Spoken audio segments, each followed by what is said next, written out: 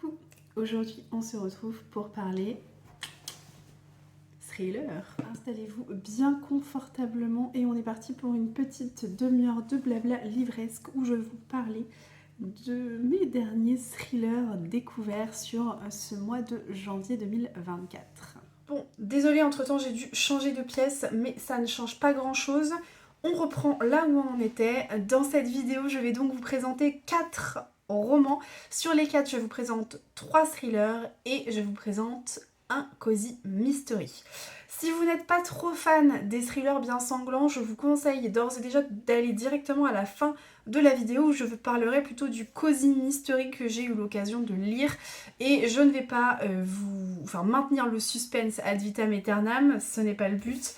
Du coup, je vous le dis tout de suite, le cozy mystery, c'est le 3e tome de la saga Les Détectives du Yorkshire que je lis en lecture commune avec Nathalie du compte Natty Scarlett et que franchement, j'adore.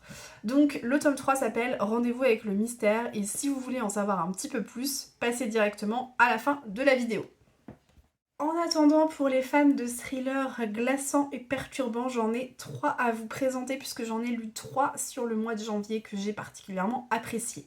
Le tout premier que j'ai eu l'occasion de lire, c'est celui-ci. Vous devez le voir passer un nombre incalculable de fois sur les réseaux puisque Johanna Gustafsson, l'autrice, est extrêmement à la mode en ce moment sur Bookstagram et sur Booktube. Donc vous avez très probablement entendu parler de son dernier roman qui est L'île de Yule et qui a fait vraiment un carton. Moi je ne l'ai toujours pas lu, mais j'ai lu La Folie. J'ai acheté ce roman fin d'année dernière, il n'a pas attendu très longtemps comme vous pouvez le voir, je l'ai dégommé et j'ai vraiment adoré. Dans ce roman, on part de 3 temporalités différentes, donc l'autrice nous balade un petit peu à droite à gauche.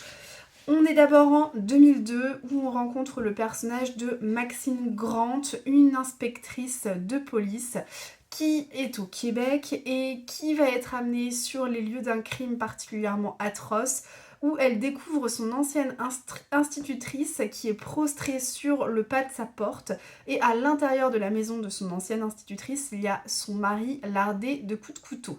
Voilà. Ça vous donne un peu, ça vous met directement dans le bain hein, quand vous lisez les premières pages.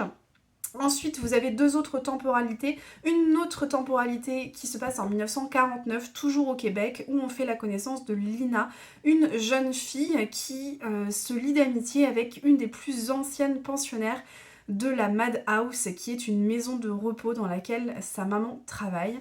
Et pour finir, la 3e temporalité se passe en 1899 à Paris, où on fait la connaissance de Lucienne, qui a du mal à accepter la mort tragique de ses 2 petites filles dans l'incendie de sa maison.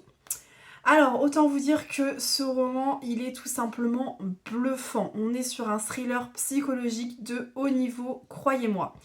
Le début du roman est assez lent, mais cela n'est pas vraiment dérangeant puisqu'on se rend très vite compte que l'autrice prend le temps de nous dévoiler les liens qui se tissent entre les 3 intrigues, puisque vous vous doutez bien qu'il y a 3 temporalités, mais que forcément elles ont un lien entre elles.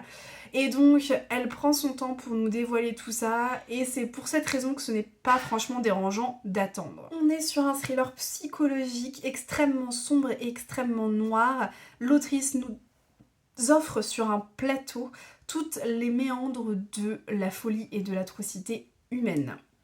Mention spéciale pour la fin qui est tout simplement incroyable, vraiment. Le twist final que nous propose l'autrice est juste irréel. Enfin, on ne le voit absolument pas arriver et c'est juste dingue. Donc bravo pour ça parce que je pense que le twist fait le succès de ce roman, vraiment, tout simplement. La Folie est un thriller psychologique glaçant, d'une noirceur peu égalée. Le rythme est maîtrisé avec brio, tout comme l'uppercut que nous assène l'autrice pour clore parfaitement cette intrigue. 2e thriller psychologique dont je veux vous parler aujourd'hui, il s'agit d'un roman de Lisa Jewell, Rentre avant la nuit. Je n'avais encore jamais eu l'occasion de lire l'autrice, donc je suis contente que ce soit désormais chose faite. Et je pense que ce ne sera pas mon dernier de Lisa Jewell. Dans Rentre avant la nuit, on est encore sur un thriller psychologique, sur une double temporalité cette fois-ci, et non plus sur une triple temporalité. Dans cette histoire, on est donc en juin 2017 et Kim Knox, une jeune grand-mère, accepte de garder son petit-fils Noah pour que sa fille Tallulah et son petit ami Zach puissent sortir au restaurant et profiter de leur soirée. En l'occurrence, ce sont deux très jeunes parents, puisqu'ils ont tous les deux 19 ans, et donc ils décident de sortir, ils profitent de leur soirée, sauf que le lendemain matin, à son réveil, Kim se rend compte que les deux jeunes ne sont pas rentrés et que leurs portables sont éteints, elle n'arrive pas à les joindre. À partir de là, elle va commencer à enquêter auprès de ses amis, elle va faire intervenir la police. Et une enquête se passe, sauf que les jeunes ne sont toujours pas retrouvés. Le temps passe, on se retrouve en juin 2018, un an après je crois, ou en septembre 2018, je sais plus, enfin bon bref, un an après. Et Sophie Gray, qui est la femme du nouveau proviseur du lycée du village, nouvellement installée, vient de découvrir dans son jardin la bague de fiançailles que Zach voulait offrir à Tallulah le fameux soir où ils ont disparu. Et donc, bien sûr, à partir de ce moment-là, l'enquête de police reprend. Donc, on est sur un thriller habilement ficelé. Ce qui est très intéressant dans ce thriller psychologique, c'est que Lisa Jewell met en avant une thématique très importante qui est celle de l'emprise psychologique, aussi bien dans les relations amicales que dans les relations de couple. Honnêtement, il y a certains passages qui m'ont fait un peu froid dans le dos, ça m'a donné quelques frissons, donc c'est extrêmement bien mis en scène par l'autrice. Après, on est sur un suspense qui est très bien, enfin un rythme qui est très bien mené, un suspense qui est à son comble. On a très très envie de savoir ce qui s'est passé, ce que sont devenus Tallulah et Zach. Et on se prend très vite dans l'enquête finalement. Donc ça c'est très très bien. Après, un petit bémol en tout cas pour moi, c'est que j'ai eu du mal à m'y retrouver dans les deux temporalités. En toute honnêteté, je pense que c'est dû à l'écoute audio. Si vous avez vu ma vidéo sur la lecture audio, vous savez que c'est pas forcément un roman que je conseille à l'audio parce que les doubles temporalités sont très proches l'une de l'autre et que c'est parfois assez compliqué de s'y retrouver, surtout quand vous n'êtes pas forcément très concentré dans votre écoute. Donc moi j'aurais tendance plutôt à vous conseiller de le lire plus qu'à l'écouter. Moi ça m'a un petit peu perdue, j'étais parfois déconcentrée et je savais plus trop où on en était. Donc c'est un petit bémol pour moi, ça n'enlève rien au fait qu'on est sur un thriller psychologique très très bon, avec, comme je vous le disais, une intrigue très bien menée, avec un rythme très bien maîtrisé, et ce ne sera absolument pas le dernier de l'autrice que je lirai, bien au contraire, ça m'a mis l'eau à la bouche. Troisième thriller dont je vais vous parler aujourd'hui, il s'agit de Ce qu'il faut de haine de Jacques Saucé, et encore une fois c'est une grande première, je n'avais jamais lu l'auteur, c'est donc désormais chose faite. Un immense merci à Annette Gallet et aux éditions Fleuve pour leur confiance pour ce partenariat, ça a été une excellente lecture honnêtement. Dans ce roman, on fait la connaissance de Alice Pernel, qui est une jeune étudiante en médecine, originaire du Morvan, et on la découvre comme tous les week-ends lorsqu'elle part faire son footing avec son chien. Et au bord de la Cure, donc, qui est un fleuve, une rivière du Morvan plutôt, elle fait une très macabre découverte. Elle découvre un corps dans un état de putréfaction extrêmement avancé. Et à partir de là, police et gendarmerie vont donc avancer main dans la main pour essayer de comprendre ce qui s'est passé autour de ce cadavre. Quant à Alice, elle essaye tant bien que mal de reprendre sa petite vie d'étudiante en médecine plutôt tranquille, chose qu'elle n'arrive pas forcément à faire. On est sur un thriller avec une construction narrative extrêmement originale. On alterne les différents points de vue, donc on va alterner aussi bien l'enquête du point de vue du lieutenant Ferrand, l'enquête du point de vue du commandant Montboissier. On va découvrir les avancées de Alice et les découvertes qu'elle fait puisqu'elle veut absolument savoir ce qui s'est passé avec ce cadavre et ce qui a bien pu arriver à ce cadavre. Et on alterne également avec des chapitres où on est à la place du tueur avec quelques flashbacks très trash. Il faut le savoir. On est donc sur un roman, un thriller qui nous donne une vision à 360 degrés sur ce qui a pu se passer et ça c'est vraiment très intéressant. Les chapitres sont très courts, l'écriture de Jacques Saucé est incisive, très nette. On est sur une écriture qui est presque cinématographique, elle est très visuelle et ça nous plonge directement dans la noirceur du roman dès les premières pages. On se délecte presque de l'ambiance anxiogène. En revanche, petit warning quand même, si vous êtes extrêmement sensible aux descriptions visuelles, attention, c'est extrêmement gore, il faut savoir. Moi, il y a certaines scènes que j'ai vraiment eu des difficultés à lire, tellement on est... tellement l'auteur pousse la cruauté et la répugnance à son paroxysme et à son apogée.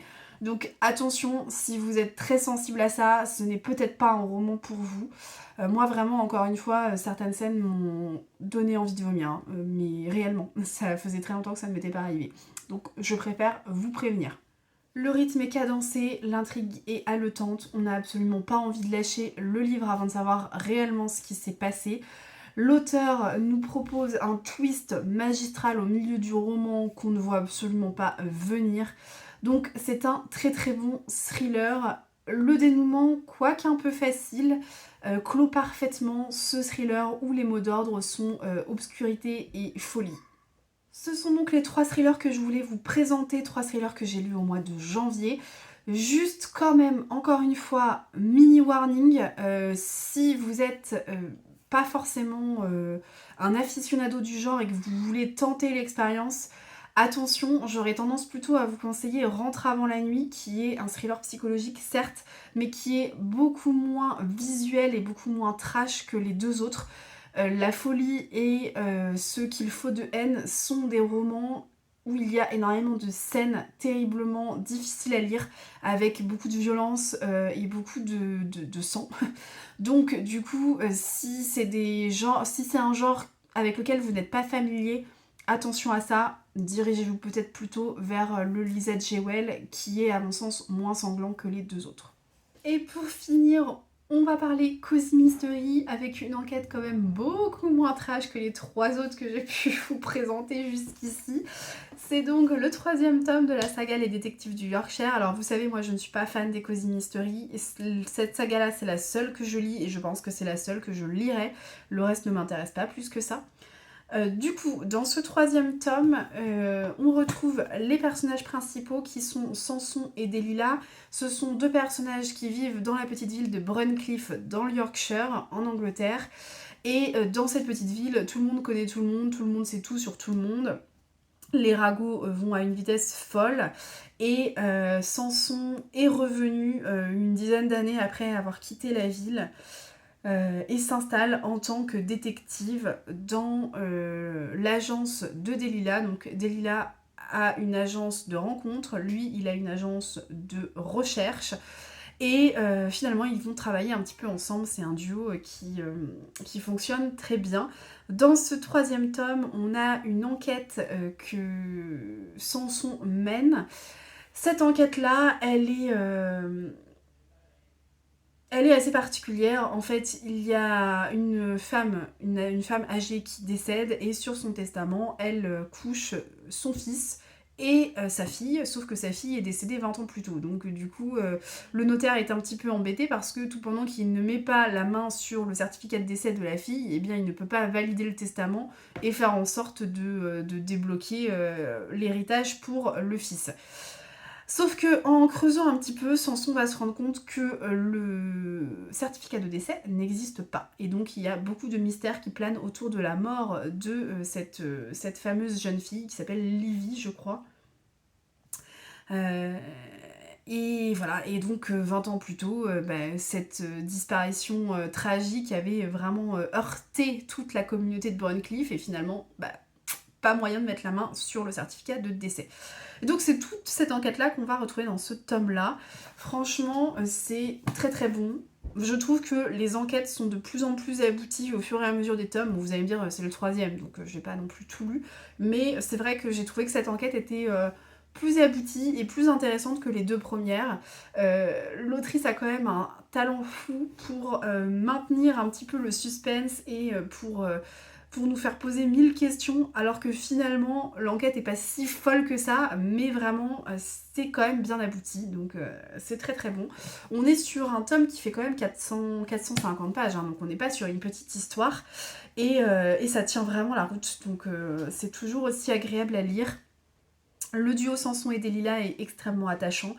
Plus ça va, plus on sent qu'il y a un petit rapprochement entre les deux, mais que ils ont chacun des petites casseroles qu'ils traînent, et enfin surtout Samson quand même, hein. Et du coup ça les empêche un petit peu de franchir le pas, et c'est vraiment vraiment très très bon. On apprécie les suivre, on les suit vraiment avec délectation, et j'ai très très hâte de lire le 4e tome, que je lirai bien sûr en lecture commune avec Nathalie, et on lira le 4e tome plutôt sur le printemps, parce qu'on a eu la chance de bien se caler au niveau des saisons. Le 3e tome se passe en février, donc vous voyez, on l'a lu fin janvier, c'est plutôt pas mal.